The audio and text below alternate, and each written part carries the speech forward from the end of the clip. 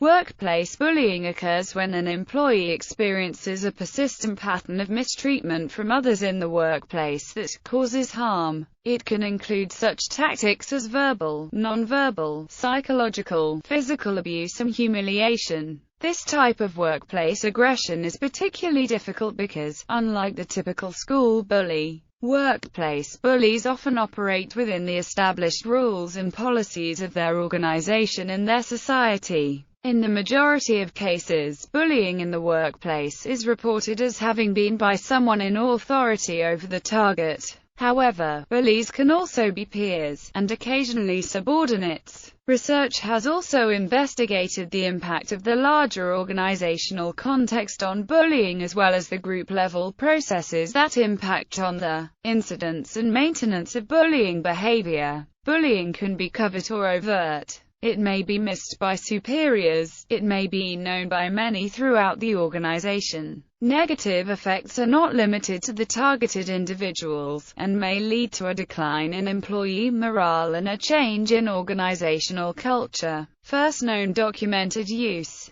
The first known documented use of workplace bullying is in 1992 in a book by Andrea Adams called Bullying at Work: How to Confront and Overcome It. Definitions. While there is no universally accepted formal definition of workplace bullying, several researchers have endeavored to define it. According to Einarsson, Hole, Zapf and Cooper, bullying at work means harassing, offending, socially excluding someone or negatively affecting someone's work tasks. In order for the label bullying to be applied to a particular activity, interaction or process, it has to occur repeatedly and regularly and over a period of time. Bullying is an escalated process in the course of which the person confronted ends up in an inferior position and becomes the target of systematic, negative social acts. According to Tracy, Lutjen-Sandvik, and Alberts, researchers associated with the Arizona State University's Project for Wellness and Work-Life, workplace bullying is most often a combination of tactics in which numerous types of hostile communication and behavior are used. Gary and Ruth Nami define workplace bullying as repeated, health-harming mistreatment, verbal abuse, or conduct which is threatening, humiliating, intimidating, or sabotage that interferes with work, or some combination of the three. Pamela Lutjen-Sandvik expands this definition, stating that workplace bullying is persistent verbal or nonverbal aggression at work. That includes personal attacks, social ostracism, and a multitude of other painful messages and hostile interactions. Catherine Mattis and Karen Garman define workplace bullying as systematic aggressive communication, manipulation of work, and acts aimed at humiliating or degrading one or more individual that create an unhealthy and unprofessional power imbalance between bully and target, result in psychological consequences for targets and co-workers, and cost enormous monetary damage to an organization's bottom line. Employers can also be bullies. Bad employers use bullying strategically to rid the workplace of good employees to avoid a legal obligation, such as paying unemployment compensation or a workers' compensation claim. Employers also use bullying tactics to drive out employees who demand legal pay or overtime or assert a legal right to organize collectively. The most common type of complaint filed with the U.S. Equal Employment Opportunity Commission involves retaliation, where an employer harasses or bullies an employee for objecting to illegal discrimination. Patricia Barnes, author of Surviving Bullies, Queen Bees and Psychopaths in the Workplace, argues that employers that bully are a critical but often overlooked aspect of the problem in the United States, because it can occur in a variety of contexts and forms. It is also useful to define workplace bullying by the key features that these behaviors possess. Bullying is characterized by repetition, duration, escalation, power disparity, attributed intent. This distinguishes bullying from isolated behaviors and other forms of job stress and allows the term workplace bullying to be applied in various contexts and to behaviors that meet these characteristics. Many observers agree that bullying is often a repeated behavior. However, some experts who have dealt with a great many people who report abuse also categorize some once-only events as bullying, for example with cases where there appear to be severe sequelae. Expanding the common understanding of bullying to include single, severe episodes also parallels the legal definitions of sexual harassment in the U.S. According to Pamela Lutgen-Sandvik, the lack of unifying language to name the phenomenon of workplace bullying is a problem because without a unifying term or phrase, individuals have difficulty naming their experiences of abuse, and therefore have trouble pursuing justice against the bully. Unlike sexual harassment, which named a specific problem and is now recognized in law of many countries, workplace bullying is still being established as a relevant social problem and is in need of a specific vernacular. Euphemisms intended to trivialize bullying and its impact on bullied people. Incivility, disrespect, difficult people, personality conflict, negative conduct, and ill treatment. Bullied people are labeled as insubordinate when they resist the bullying treatment. There is no exact definition for bullying behaviors in workplace, which is why different terms and definitions are common. For example, mobbing is a commonly used term in France and Germany, where it refers to a mob of bullies, rather than a single bully. This phenomenon is not often seen in other countries. In the United States, aggression and emotional abuse are frequently used terms, whereas harassment is the term preferred in Finland. Workplace bullying is primarily used in Australia, UK, and Northern Europe. Statistics from the 2007 WBI-Zogby survey show that 13% of U.S. employees report being bullied currently. 24% say they have been bullied in the past, and an additional 12% say they have witnessed workplace bullying. Nearly half of all American workers report that they have been affected by workplace bullying, either being a target themselves or having witnessed abusive behavior against a co-worker, although socioeconomic factors may play a role in the abuse. Researchers from the Project for Wellness and Work-Life suggest that workplace bullying, by definition, is not explicitly connected to demographic markers such as sex and ethnicity. Because 1 in 10 employees experiences workplace bullying, the prevalence of this issue is cause for great concern, even as initial data about this issue are reviewed.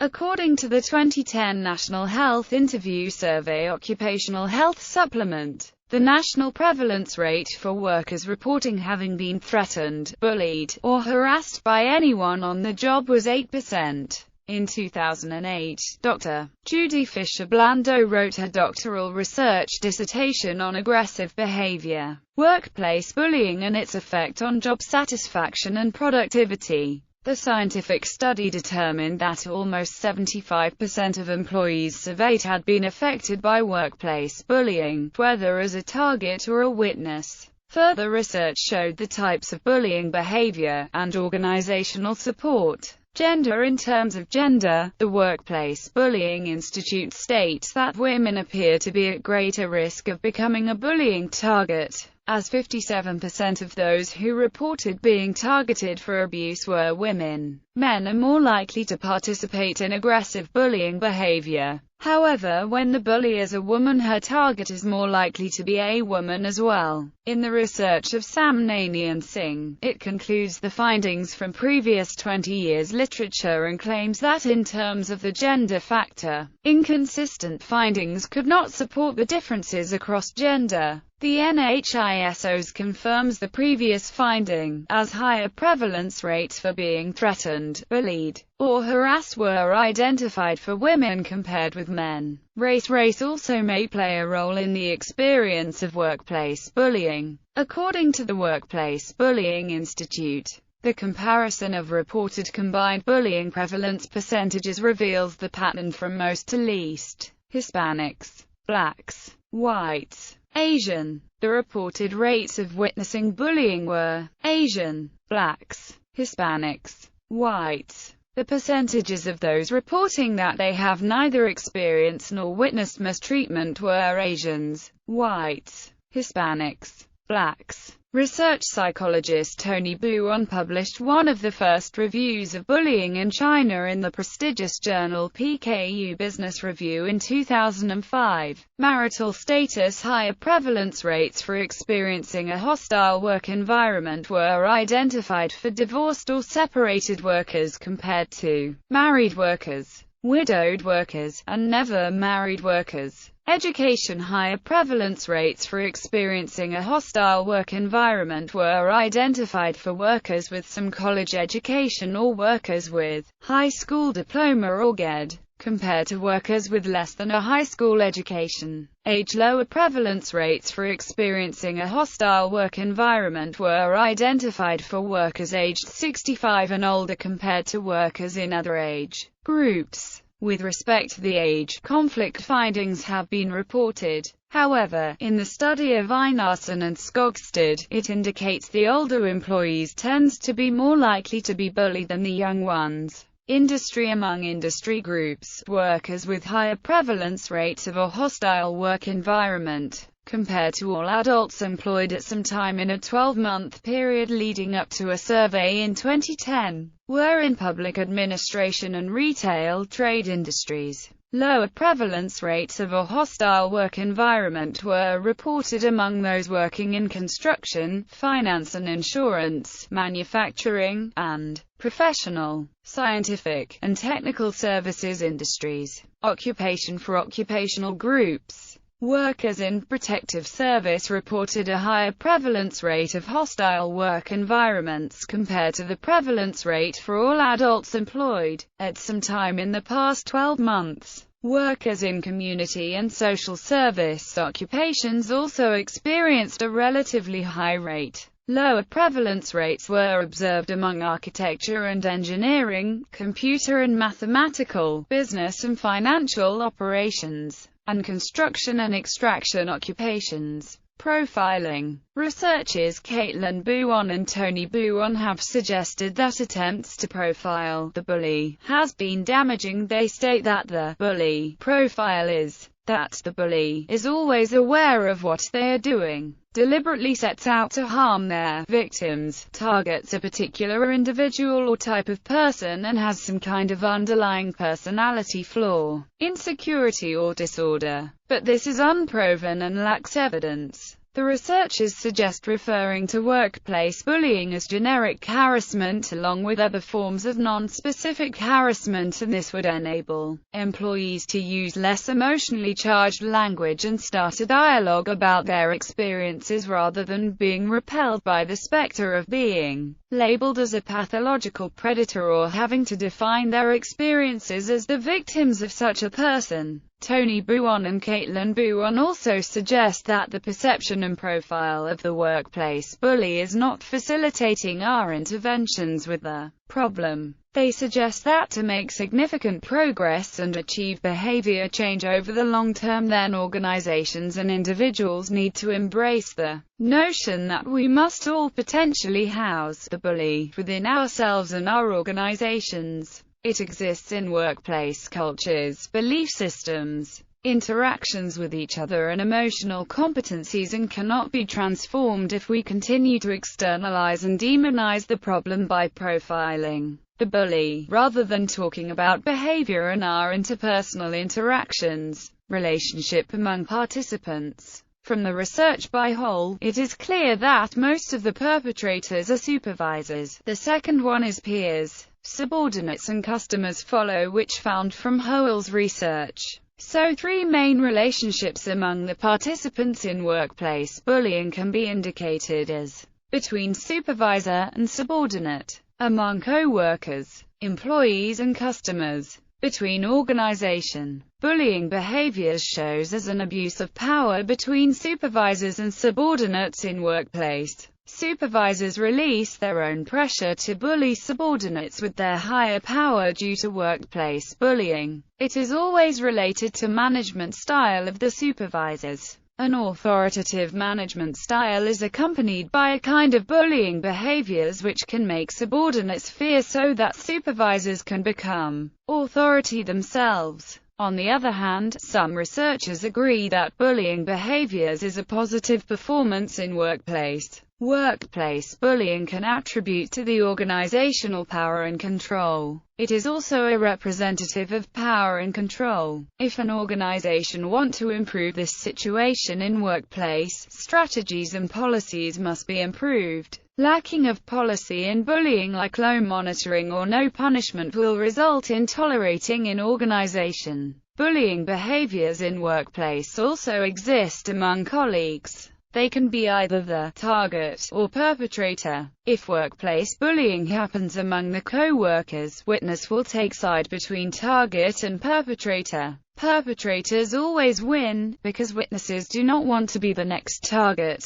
This way, it does encourage perpetrators to continue this behavior. In addition, the sense of the injustice by targets might become another perpetrator to bully other colleagues who have less power than them. Varisha, who is a workplace bullying researcher, investigate that 20% of interviewees who experience workplace bullying thought the reason why they became a target is they are different from others. In a word, bullying can increase more bullying in workplace. The third relationship in workplace is between employees and customers. Although it takes a little part, it plays a significant role about the efficiency of the organization. If an employee works with unhealthy emotion, it will affect the quality of the service seriously. This relationship is closely related to emotion label. Lots of examples can be listed from our daily life, like customers are ignored by shop assistants, patients are shouted by nurses in the hospital, and so on. On the other hand, customers might despise the employees, especially blue-collar jobs, such as gas station assistants. Bullying behaviors in workplace can generate affect mutually between the employees and customers.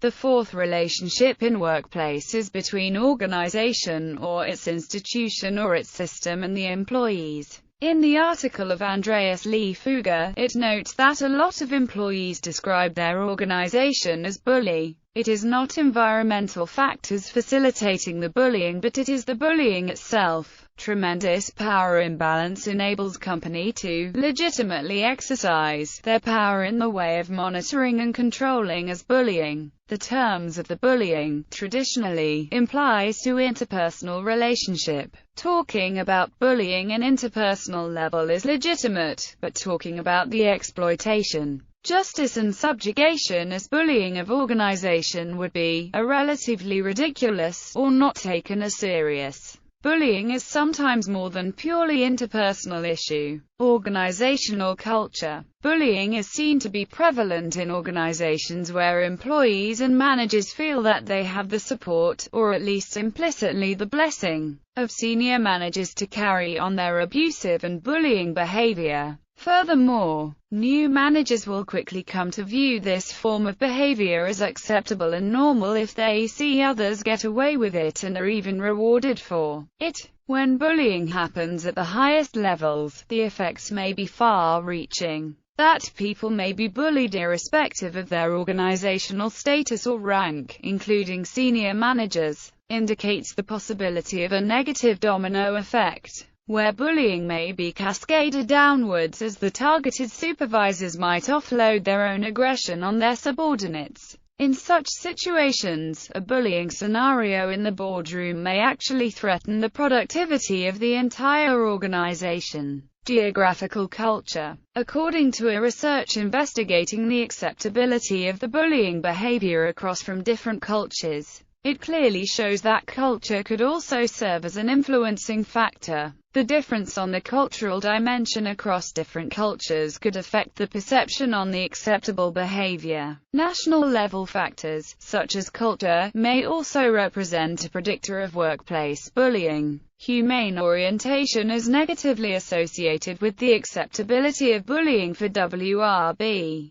Performance orientation is positively associated with the acceptance of bullying. Future orientation is negatively associated with the acceptability of bullying. A culture of femininity suggests that individuals tend to value interpersonal relationships to a greater degree. Three broad dimensions have been mentioned in relation to workplace bullying: power distance, masculinity versus femininity, and individualism versus collectivism. Confucian Asia, which has a higher performance orientation than Latin America and Sub-Saharan Africa, bullying may be seen as an acceptable price to pay for performance. The value Latin America holds for personal connections with employees and the higher humane orientation of Sub-Saharan Africa may help to explain their distaste for bullying. A culture of individualism in the U.S. implies competition, which may increase the likelihood of workplace bullying situations. Culture of fear. Ashforth discussed potentially destructive sides of leadership and identified what he referred to as petty tyrants, i.e. leaders who exercise a tyrannical style of management, resulting in a climate of fear in the workplace. Partial or intermittent negative reinforcement can create an effective climate of fear and doubt. When employees get the sense that bullies get away with it, a climate of fear may be the result. Several studies have confirmed a relationship between bullying, on the one hand, and an autocratic leadership and an authoritarian way of settling conflicts or dealing with disagreements. On the other, an authoritarian style of leadership may create a climate of fear, where there is little or no room for dialogue and where complaining may be considered futile. In a study of public sector union members, approximately 1 in 5 workers reported having considered leaving the workplace as a result of witnessing bullying taking place. Rayner explained these figures by pointing to the presence of a climate of fear in which employees considered reporting to be unsafe, where bullies had got away with it previously despite management knowing of the presence of bullying.